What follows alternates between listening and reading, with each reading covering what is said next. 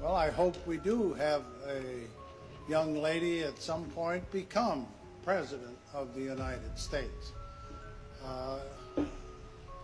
I can tell you how I think it will happen, because it won't happen in the normal course of events. Either the Republican or Democrat political party will nominate a man for president and a woman for vice president. And the woman and man will win. So you'll end up with a president, a male, and a vice president, a female. And in that term of office of the president will die. And the woman will become president. Well, I hope we do have a young lady at some point become president of. All right, Shalom. I want to give all the praise, honor, and glory to Yahweh Bahasham, Yahweh Shai Bahasham Rakak Wadash. Double honors to the apostles and elders of Great Millstone who taught me this truth, and double salutations to all you Akim out there laboring, the house of David, the elect, that's pushing his word with all truth, righteousness, and sincerity. Shalom to you brothers, and shalom to the elect. I'm back with another quick lesson through the Holy Spirit, the Rakak Wadash. All right, everything is staged and everything is set up. All right, and it looks like it's confirmed that Joe Biden has officially dropped out of the presidential race, you know, which is all more signs that America is finished. All right, Babylon the Great, which is America according to the Holy Scriptures, is done for. All right, and we've been saying this, that things are happening, it seems like every week. You know, something major is going down. You know, you had the failed attempt assassination of Trump. You had the crowd strike, IT failure, you know, that brought down, you know, certain banks, hospitals, grocery stores, all right, things like that, computer glitches, you know. And then you have this situation of, you know, Joe Biden, you know, dropping out of the race, all right. So it looks like everything is moving according to the plan of Yahweh Shemel Shai, man. And we're watching out for everything, like the scriptures say, all right. 2 Corinthians 2:11, it says, lest Satan should get an advantage of us, for we are not ignorant of his devices. Right, we're not ignorant of Satan's devices, man. All right. You know, everybody has their eyes on these particular, you know, pictures here from the Simpsons episode, man. All right. Looks like things are starting to, you know, take off here. All right. So as the video we played here, you know, this was all set up from the beginning. All right. As you heard here from President Gerald Ford in 1989 when asked about a female president. All right. So everything he said back in 1989 is pretty much playing out right now. All right. So everything, as they say, the world's a stage. All right. Everything is set up, you know, according to the will of the Lord. Really, you know, Yahweh Shemel Shai is using the left hand. He's using the elites to pretty much, you know, speed up this process, if you will, man, because America is pretty much on its way out of there. All right. And now Kamala Harris is being endorsed, all right, for this 2024 presidential election.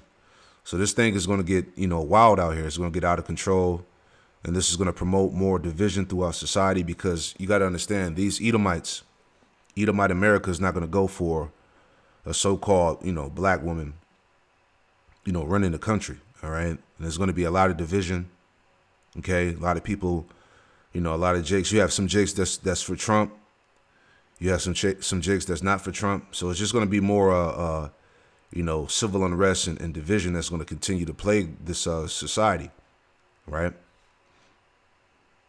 these rapidly moving developments. First, we had the letter from the president of the United States saying that he was going to step aside in this race. Now we are seeing yet another post on social media from President Biden, because the big question after the president announced that he was going to step aside in this race was who exactly was going to step in. Mary Bruce, it seems like the president has an answer to that question on who he's endorsing here.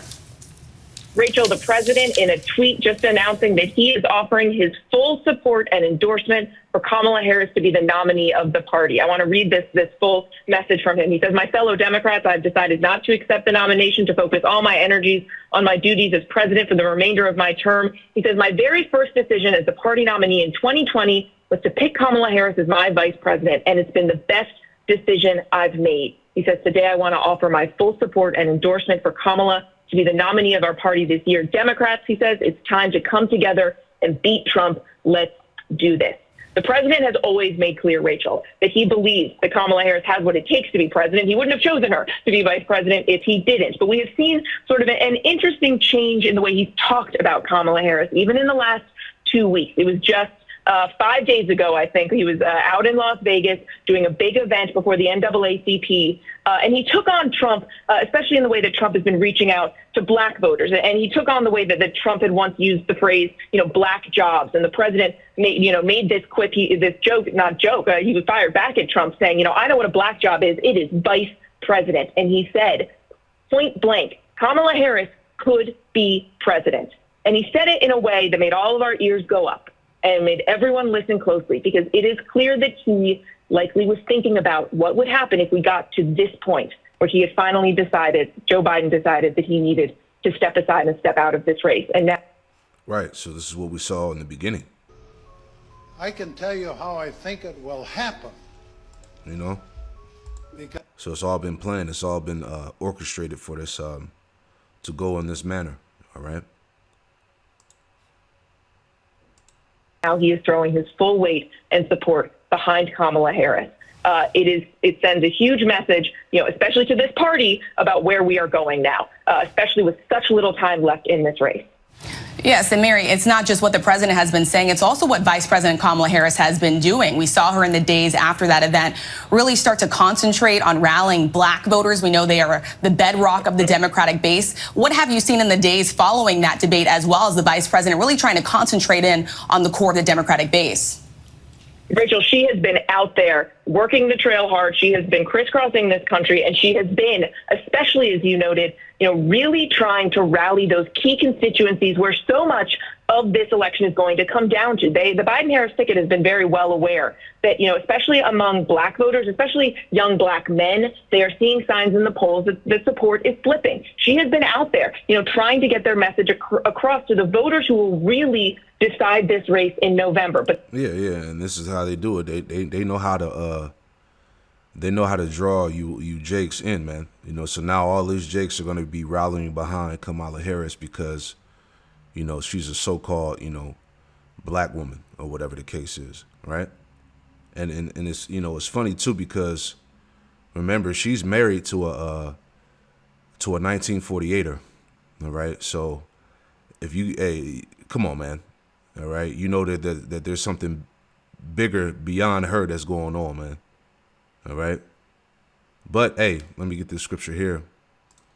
Just thinking out loud. All right. Lamentations 4:17. And it reads, it says, "As for us, our eyes as yet fail for our vain help. In our watching, we have watched for a nation that could not save us." And that's you Israelites, man. All right. Your eyes trust in vain help. All right. You have watched for a nation that cannot save you. All right. A Babylon America was set up to be your oppression, your captivity, man. All right. See, you niggas forget that no matter who they put in the presidential seat, okay, they work for the elites. All right. Whether it's Biden, whether it's Kamala, whether it's Trump, they work for, the 48ers, if you will, man. Okay. The bankers, the ones that's really running the show, right? But you Jakes are, you get caught up in this folly, and it's going to all lead to your destruction, all right? You know, your trust in Egypt is going to lead to your shame and confusion. Right? Jake is not going to learn. This entire time, Rachel, she has been a very loyal soldier. She has been adamant that they were still in this to win it. She has shown zero daylight between her and the president, as the president has been, clearly taking all of this in and trying to make this decision. Vice President Harris now catapulted to the top of the ticket. It is a remarkable, historic turn of events in the political history of this country. Historic turn of events coming just about 100 days before the November election. Yeah, there you go, man. So anyway, let's grab some scriptures real quick. Let's get to straight to the point here. All right, this is Isaiah 19:1, and it reads, it says, the burden of Egypt, behold, the Lord Yahweh Shemel Shah rideth upon a swift cloud, and shall come into Egypt, and the idols of Egypt shall be moved at his presence, and the heart of Egypt shall melt in the midst of it. Right? And that's how the Lord is coming back. All right, with that fathership. Okay?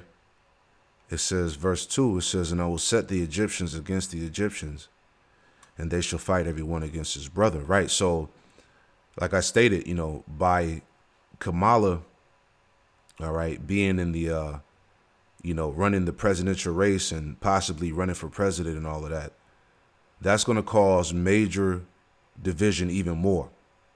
All right? These right-wing, so-called right-wing extremists, these Edomites, they're not for a so-called black woman being president. It's not going to happen.